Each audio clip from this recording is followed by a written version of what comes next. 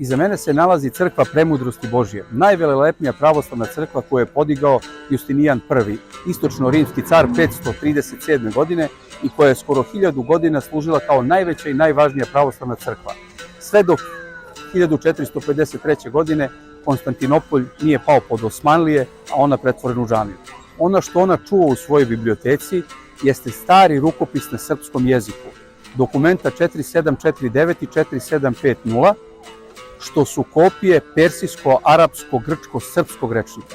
U pitanju je jedan od najstarijih spomenika srpskog jezika na arapskom, pisan da se u ono vreme olakša Turcima učenje srpskog jezika. Naslov je Lugat i Farisi, Arabi ve Rumi ve Sirb, to je rečnik persijski, arapski, grčki i srpski. U sredini teksta su pečati sultana Mehmeda i Mustafe, što znači da su rukopisi dobijeni na dar. Rukopisi dolaze kao poklon od sultana Bajazita II, a on je zaveštao rukopise svoga oca Mehmeda II osvajača.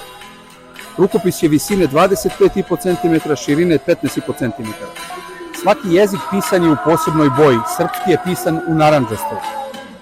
Ova knjiga, to je rečnik, iako sastavljena u Osmanskom carstvu, potpuno izostavlja turski jezik. To je zbog toga što je knjiga namenjena sultanima i prinčevima, to jest za učenje jezika, jer su osnovni jezici u ono vreme bili persijski i arapski, a turski ili narodni jezik smatrao se vulgarnim za udžbenik za prince. Još za vladavine sultana Bajazita, srpski jezik počeo je da preuzima karakter jezika dvora i diplomatije, da bi za vladavine Mehmeda II došao do prilično visokog ranga, pa se zvanični dokumenti pisani kako grčkim, tako i srpskim jezikom.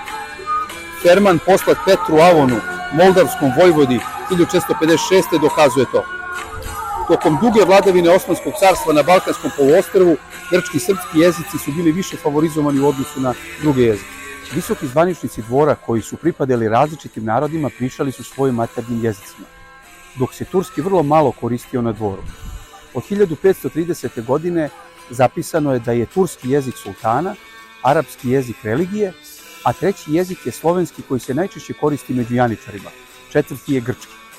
Rečnik je razmatrao različite teme, trgovinu, obaveze dece prema roditeljima i vaspitačima, studije Kurana, posete džamijama, pitanja o poreklu zanimanja sagovornika itd. Neke od naših starih reči koje se pominju u ovom rečniku su daždan, ljubenica, jestja, bogobojnik, mnogosmejac, lepost itd.